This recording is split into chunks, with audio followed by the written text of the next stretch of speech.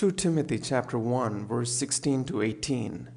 May the Lord grant mercy to the household of Onesiphorus, for he often refreshed me and was not ashamed of my chains.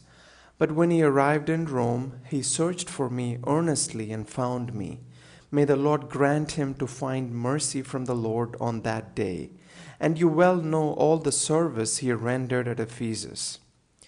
Paul's exhortation, as we know from verse 8, is not to be ashamed, neither of the Lord's testimony, nor of Paul himself, the testimony bearer, who was present at this time. Yesterday we looked at the two negative examples of this exhortation from verse 15. Today we have the positive example of Onesiphorus. The word refreshed in verse 16 says it all. Onesiphorus was like fresh air for Paul on a hot, sultry day. There are several reasons for Paul's positive thoughts about Onesiphorus. Firstly, his consistent kindness towards Paul, unlike others who left him. Note the word often. Secondly, his response to Paul's imprisonment, to which he was unashamed.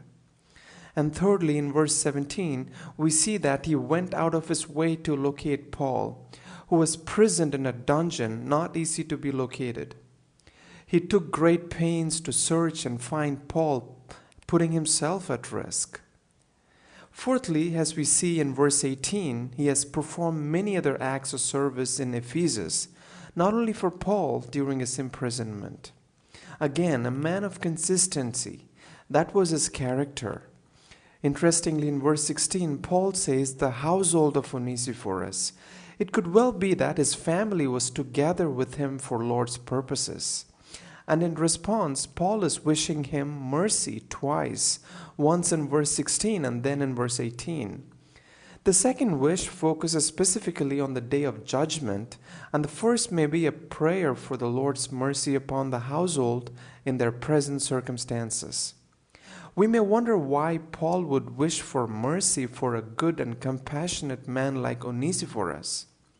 Paul knows we are all at Lord's mercies, no matter how good we may think we are. May God be merciful to us and give us a heart of compassion like Onesiphorus. Have a blessed day.